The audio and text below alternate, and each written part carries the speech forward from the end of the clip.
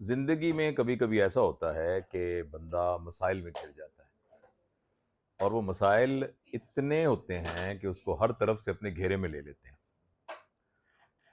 اور کئی دفعہ ایسا لگتا ہے کہ اس کو سمجھ ہی نہیں آتا ان مسائل میں کیا کرے۔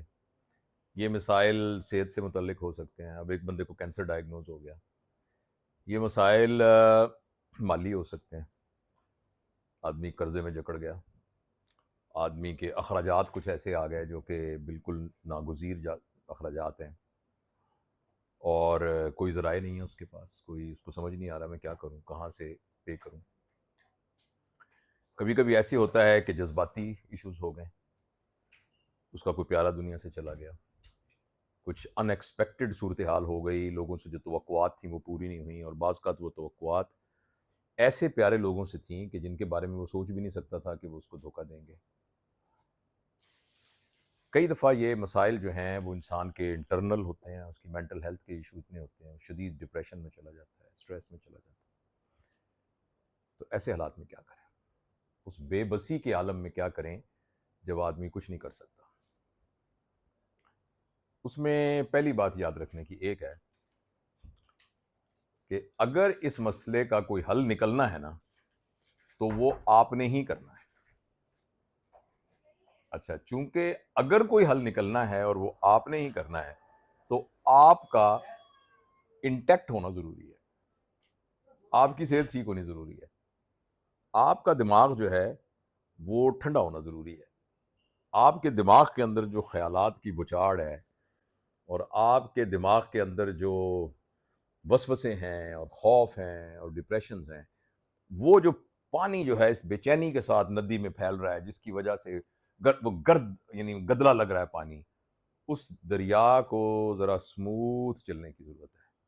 جب وہ سموتھ چلے گا تو وہ آہستہ آہستہ مٹی نیچے بیٹھ جائے گی اور پانی کلیئر ہو جائے گا۔ جب پانی کلیئر ہوگا تو پھر آپ کا دماغ جو ہے وہ کچھ سوچ سکے گا کہ وہ کیا کر رہا ہے۔ اگر آپ اپنے دماغ کی خلفشار میں ہوں گے، آپ کو نیند نہیں آ رہی ہوگی، رات کو آپ کروٹیں بدلتے رہتے ہیں، وہی ایک تھاٹ آپ کی آتی جاتی ہے، کیا کروں گا کیا کروں گا کیا بنے گا میرا، تو پھر آپ کا دماغ تو کچھ بھی نہیں حل نکال سکتا۔ تو پہلی طور پر تو یہ کہ جسمانی طور پر نا آپ اپنی صحت کو کمپرومائز نہ کریں۔ آدمی سٹریس میں آ کے کھانا پینا چھوڑ دیتا ہے، سٹریس میں آ کے نیند کو کمپرومائز کر لیتا ہے، ایکسرسائز کو چھوڑ دیتا ہے، پھر اپنی سوشل لائف کو بالکل منقطع کر دیتا ہے، دوستوں کے پاس جانا بند کر دیتا ہے، جو ایک لیجر ٹائم ہے جس ٹائم میں آدمی کو تھوڑا سا ہنسنا بولنا چاہیے وہ نہیں بولتا، تو اس کی وجہ سے وہ پھر ایک دوبارہ نا ایک ڈپریشن اور سٹریس کے سرکل میں چلا جاتا ہے۔ اور دوسری بات میں نے آپ کو بتائی ہے کہ اپنے تھاٹ کو کمپوز کر کے یہ کہنا کہ یار میں ہوں نا، جب تک میں ہوں تو پوائنٹ آف نو ریٹرن تو نہیں آیا، پوائنٹ آف نو ریٹرن تو تب آئے گا کہ جب میرا آخری سانس ہوگا۔ یعنی ایک بندے پر بہت زیادہ قرضے کا ہو گیا ہے، لوگوں کو چیک دیے ہوئے ہیں، اس نے پتہ نہیں کیا کیا کیا ہوا ہے، کیا ہوگا، زیادہ لوگ پکڑ کے جیل ہی لے جائیں گے نا۔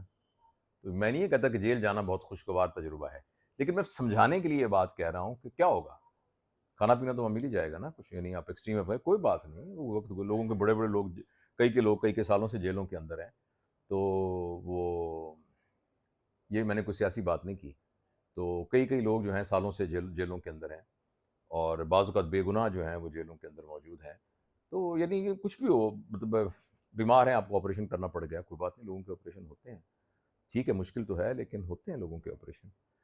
اسی طریقے سے جو بھی کچھ ہے جب تک ہم زندہ ہیں، تو ایک تو یہ اس بات کو سمجھانا ضروری ہے، اور اس کے بعد پھر مشاورت کی ضرورت ہے، لوگوں سے مشورہ کیا جائے، اور پھر جو بھی آپ کو لاس ہوا ہے، اگر وہ لاس آپ کا جسمانی ہے تو اپنے صحت پہ انویسٹ کیجئے، اگر مالی ہے تو پھر آپ اپنے پیسے کمانے کے ریسورسز اور کرنے کی کوشش کیجئے، اور ملٹیپل ریسورسز، اپنے سکلز کو دیکھیں کہ کیا کیا آپ کر سکتے ہیں۔ ایک اسکول ٹیچر ہے، اس کے لیے مسئلہ ہے تو وہ شام کو ٹیوشن پڑھانا شروع کر دے۔ ایک شخص جو ہے وہ ایک ذہین شخص ہے، وہ کوئی کتاب لکھ لے، اس کتاب کو لکھ کے بیچنا شروع کر دے، آن لائن کچھ کرنا شروع کر دے، کوئی آن لائن کورسز بنا لے، online one to one لوگوں کو سکھانا شروع کر دے، یعنی قرآن سکھا سکتا ہے، قرآن آن لائن پڑھانا شروع کر دے، فزکس کیمسٹری پڑھانا شروع کر دے، جو بھی اس کی اسکل ہے، تو ملٹیپل آپشنز اپنے دیکھے کہ جس میں اس کے سورس آف انکم جو ہیں وہ انکریز ہو سکتے ہیں، اور وہ محنت یعنی ڈبل کرے، محنت ٹرپل کرے، اور دیکھیں، اور دوسرا یہ کہ تھوڑا جھک جائے، اندر عاجزی لے کے آئے. میں نے ایک کہیں یہ بات سنی، بڑی دل کو لگی، کہ آندھی آتی ہے نا، تیز آندھی آتی ہے، تو جو درخت ہوتے ہیں نا، بعض درخت جو نہیں جھک سکتے وہ ٹوٹ جاتے ہیں، لیکن گھاس کبھی نہیں ٹوٹتا. ایک تو گھاس بالکل زمین سے لگا ہوا ہوتا ہے، اور دوسرا جو گھاس ہیلدی وے میں جھکتا ہے. ایک جھکنا ہوتا ہے کہ آپ جھک نہیں سکتے، جھکے تو پھر اٹھ ہی نہیں سکتے، یہ ہیلدی جھکنا نہیں ہے. یعنی یہ بالکل ایسے ہی ہے جیسے آپ نا روئی جا رہے ہیں، پرابلم ہو جائے، روئی جا رہے ہیں، پھر آپ ٹوٹ کے نیچے گر گئے. اور ایک ہوتا ہے، یعنی اس کو ہم کہتے ہیں برداشت کرنا، جب برداشت سے حد سے گزر گئے تو آپ ٹوٹ گئے.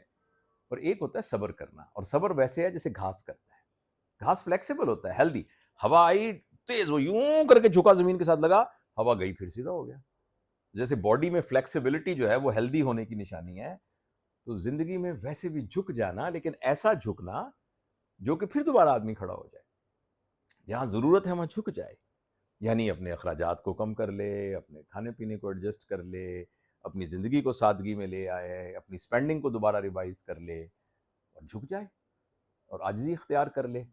اور جب ہوا دوبارہ ہو تو وہ چونکہ وہ سخت تو نہیں تھا نا، فلیکسیبل تھا، تو وہ دوبارہ اٹھ کے کھڑا ہو جائے گا، دوبارہ اٹھ کے کھڑا ہو جائے.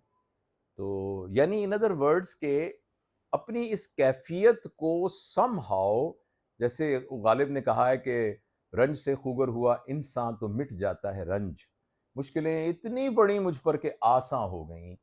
تو آدمی جو ہے، اس کو صبر کہتے ہیں، صبر جمیل کہا گیا. آپ دیکھیں کتنا خوبصورت لفظ ہے، صبر جمیل، بیوٹیفل پیشنس. تو یہ چین چین کرنا، شکایتیں کرنا، اداسی ہو جانا، لڑنا جھگڑنا، یہ تو پھر صبر جمیل نہیں ہے، یہ برداشت ہے. برداشت ایک نیگیٹو فینومینا ہے، اور اس کی ایک لمٹ ہے، اس لمٹ کے بعد آپ ٹوٹ جائیں گے. لیکن صبر کی کوئی لمٹ نہیں ہے، اور وہ صبر خوبصورت فینومینا ہے. تو آدمی صبر میں چلا جائے. ایک بات اور بھی بہت اہم ہے، آخری دو باتیں آخری جو کرنی، اپنی اس محرومی کا ذکر ہر ایک سے نہ کرے، اللہ سے کرے. اور اس کے بعد یہ ہے کہ بہت جن کے بارے میں یہ آپ کو پتا ہو کہ وہ ججمنٹل نہیں ہوں گے، جن کے بارے میں آپ کو یہ پتا ہو کہ وہ آپ کی مدد کریں گے، مشورہ دیں گے اور آپ کے ساتھ مخلص ہیں، ان سے تو ایک دو سے بات کی جا سکتی ہے، لیکن ہر ایک کے سامنے اپنی بے بسی کا رونا نہ روئے. اور آخری بات یہ ہے کہ دعا کی طاقت کو آپ انڈر ایسٹیمیٹ نہ کریں. دعا سب کچھ کر سکتی ہے، تقدیر کو بھی بدل سکتی ہے، سب کچھ کو کر سکتی ہے. تو آپ دعا کی طاقت کو انڈر ایسٹیمیٹ نہ کریں. دعا مانگنے کے لیے سب سے اہم چیز جو ہے، پیالہ کسی کے آگے کرنے سے پہلے سب سے اہم چیز کیا ہے؟ کہ پیالہ جو ہے وہ خالی ہو. بھرا ہوا پیالہ کسی کے آگے کر دیں گے تو وہ کیا ڈالے گا؟ جب دعا کے لیے پیش ہوں اللہ کے سامنے تو خالی ہو کے جائیں، غرور نہ ہو، کبر نہ ہو، عجب نہ ہو، کینہ نہ ہو، بغض نہ ہو، اندر سے صفائی ہو بالکل. تو صفائی کے ساتھ خالی پیالہ آگے رکھ دیں، اور پھر اللہ سے کہیں کہ میں تو کچھ بھی نہیں کر سکتا، آپ ہی کریں گے.